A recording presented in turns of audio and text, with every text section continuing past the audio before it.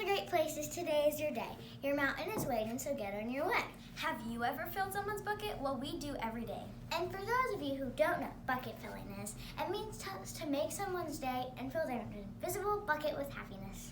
These last few months have been rough for a lot of us, but we're getting through this as a team. Kids all over the world are struggling during this pandemic, and we want to help fix it.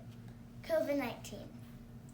Lost jobs, lost businesses, and sadly, lost lives. All of this leads to a deep, dark hole of frustration. And when frustration comes, it can lead to depression, and depression will lead to sadness. This needs to be fixed. But now you're probably wondering why we even care. We care because we've gone through this ourselves. Trust us, it's the worst feeling to be frustrated and not have your friends to talk to. For the parents and students here, please raise your hand if you've been frustrated during this pandemic. For those of you that raised your hand, you probably struggled feeling it. Imagine how we feel experiencing it. It hurts. We're in 5th grade and missing out on field trips, field days, plays, and much more. But we know we're not the only ones experiencing it. There are around 448,000 5th graders in California that are having trouble staying positive during this pandemic. Once again, this leads to frustration. But the perfect solution is positivity. Positivity to the rescue! Now we've got you wondering how to stay positive. When I was in 3rd grade, we did a play. It was called Character Matters and how good character always matters. I was Cinderella and I sang a song about being frustrated with my stepsisters. The solution was count to 10, walk away, take a breath, and you're okay. It is great advice and I still use it today. Another thing you can do is turn on some happy music. Whether it's good vibrations, don't worry, be happy, it's really whatever fits for you. One thing that helps your mindset is to keep a gratitude journal. In this journal, you can write ways to stay positive, things that make you happy, and much more. Now I want to tell you what frustration and positivity really mean.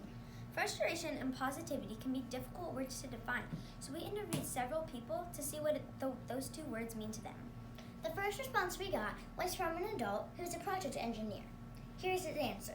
Being well-intentioned with a plan, and that plan failing due to factors which are outside of our own control. In other words, it means making a goal or plan that fails due to a certain reason.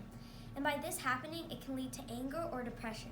I know when I get frustrated and use a fixed mindset, I can't do anything right. Nothing works when I'm down.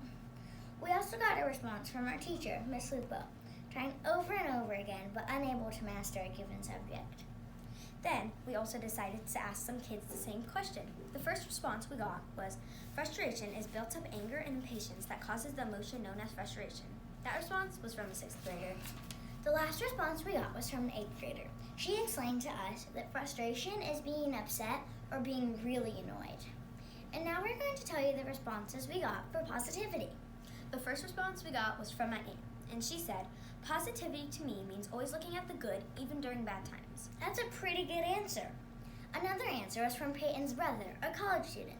Positivity is a state of mind where you are always happy and staying optimistic no matter the situation. We got another response from an 8th grade student, and she said, thinking on the good side and believing that things can get better. We got our last response from Payton's cousin, another college student, and a CVUSD employee, and she said, positivity is when someone keeps a good mindset on life and a good outlook on life as well. Our district also taught us how to utilize a growth mindset. Now you're probably wondering what that even means. It means to have a positive mindset and to not think of anything in a negative way. A growth mindset can help you through the rough times. We can't use a fixed mindset, which means to have a bad attitude and think very negatively. Here are some examples of a growth mindset. I can do this. I will never give up. I got this. Now, here are some examples of a fixed mindset. I can't do this. I'm giving up. I will never get this. That sounds like a horrible attitude. I know, right? It does sound horrible. I know that we will use a growth mindset for the rest of our lives. Now that you know some strategies to stay positive, we hope you use them at some point in your life. We've gone through rough times together and we forever will. If we can get through this pandemic with a growth mindset, we can conquer the world. 2020 kids are resilient and we are ready to make the world a better, more positive place. We hope you learned a lot about staying positive. Now repeat after me. Count to 10. Count to 10. Walk away. Walk away. Take a breath. Take a breath. And you're okay. You're okay. We hope you have an ultra mega amazing day. Remember, I'm Allie. And I'm Payton. And we're out.